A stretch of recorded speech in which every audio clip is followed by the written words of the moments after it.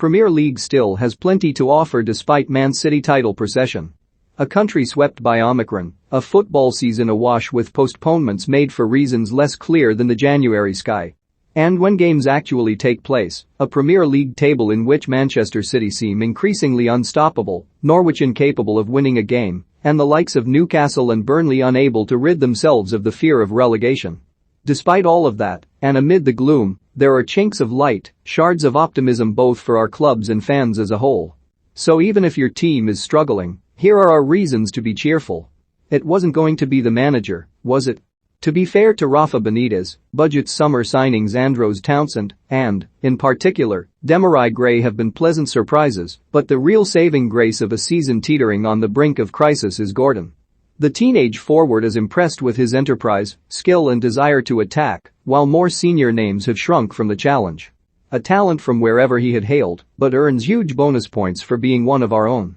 After years of surviving on meat and potatoes, Burnley fans suddenly find themselves in real relegation trouble with just one win from their first 17 games, and yet feasting on the rich dish that is Cornet. The Ivory Coast midfielder, currently away on Africa Cup of Nations duty, has scored 6 of the Clarets' 16 league goals and brought a level of flair to Turf Moor not readily associated with Shoreditch signings. Humiliated in the Europa Conference League, falling behind to Morecambe in the FA Cup, and outclassed by Chelsea in the Carabao Cup semi-finals, it has not been a great year for Tottenham, even before we talk about Harry Kane or Tanguy Ndombele. And yet, somehow, a team which began the season under the underwhelming leadership of Nuno Espirito Santo is now led by one of the most successful managers in modern football.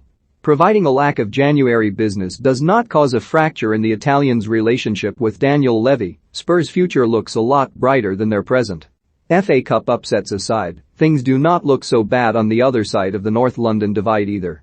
Post-Euro 2020 despair, Saka has graduated from nation's sweetheart to his club's most reliable source of attacking inspiration. His old youth team mucker Smith Rowe has also broken into the England squad on the back of a season which has seen him score 8 times in the Premier League, despite often starting on the bench. Arsenal have a homegrown attacking heart which should beat strongly for years to come. Yes, you were humiliated in the FA Cup by League One strugglers Cambridge. Yes, throwing around Saudi petrodollars in an attempt to bolster your team against the threat of relegation is proving harder than you expected. And yes, the background and deeds of your new ownership group is really not to everybody's taste, but Newcastle are no longer owned by Ashley. And, for many fans, that appears to be enough to be happy about for the time being. The romance magic of the FA Cup often feels more like a phrase from the commentator's big book of tired cliches rather than a tangible concept, but that all changed last Saturday afternoon. Whether you were listening to the radio, watching the scores go in on the television or following events on your phone, the excitement of Cambridge's win at Newcastle, Kidderminster's triumph over Reading, and Barnsley's completely nuts 5-4 victory against Barrow will live long in the memory. The fact all 3 games happened concurrently, having been overlooked for live television coverage and kicked off at 3 p.m., only added some old-school FA Cup enjoyment. Good news at Old Trafford? Seriously. And rather than the return of Cristiano Ronaldo, it is the slightly more mobile De Gea who has given United fans one reason to celebrate. The Spaniard ended last season the butt of jokes, unable to save 10 penalties in the Europa League final shootout with Villarreal, before compounding matters by missing the crucial kick himself. He then spent Euro 2020 on the bench, having lost his status as Spain 0.1 to Unai Simon, a familiar view with Dean Henderson, having usurped De Gea as United's first choice in the league by the end of the season. Yet this term De Gea is back in the United team and back towards his commanding 2013 to 2018 peak. Which is just as well given some of the dross being served up in front of him. With a beloved manager ushered into retirement and a host of long-serving stalwart players out of contract, Crystal Palace faced a very uncertain future last summer. Things could have gone very wrong, remember Frank de Boer? And still might. But so far, so good under Vieira, with the ex-Arsenal star implementing a more attacking style of play and integrating promising young talents like Mark Guehi, Michael Allies and Chelsea loanee Conor Gallagher into his enterprising new team. Amid a blizzard of injuries to key players and lingering doubts as to whether the wonderful journey Leeds have enjoyed under the beloved Marcelo Bielsa may be nearing its end, Rafinha has emerged as the shining light at Elland Road. Signed in October 2020 for around £17 million, a fee dwarfed by that paid for fellow forward Rodrigo, the former Rennes man has scored 8 league goals this term, 2 more than he managed in his first season at the club, and broken into the Brazil team. A fair bet to depart in the summer, the Quicksilver attacker will leave Leeds with a heap of happy memories and no doubt a huge profit. Rarely described as a ray of sunshine, Moyes has proved to be exactly that during his second spell in East London.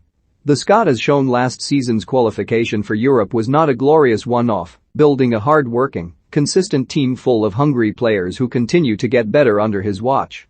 For Moyes, it is also personal vindication for a career in apparent decline, since he swapped Everton for Manchester United in 2013. Signs of encouragement at Vicarage Road are as hard to find as clean sheets these days. And yet, in Nigeria striker Dennis, signed from Club Brugge for a bargain £3.4 million last summer, fans at least have something to get excited about. The bustling 24-year-old has proven a real handful for top-flight defenses, scoring 8 times while missing just 1 game, form which prompted Watford to resist Nigeria's attempts to call him up for the Africa Cup of Nations. If the Hornets are to survive, the goals of Dennis will be key. If Chelsea are unable to close the 10-point gap to Manchester City at the top of the table, they may rue the mid-season loss of their marauding England wing-backs. A Euro 2020 hangover forced Chilwell to wait until October for his first appearance in the league, but the left-sided flyer had 3 goals in 6 appearances before suffering a season-ending knee injury at the end of November. James had 4 goals in 16 games before injury interrupted his own season a month later. Out for 2 months, Blues fans can at least look forward to his return before the season's end, although by then it may be too late. More Juventus boss Massimiliano Allegri deals blow to Arsenal's hopes of signing Arthur Moore. Arsenal reach agreement with Arthur Melo as Gunners wait on Juventus decision. For more stories like this, check our sport page. Follow Metro Sport for the latest news on Facebook, Twitter and Instagram.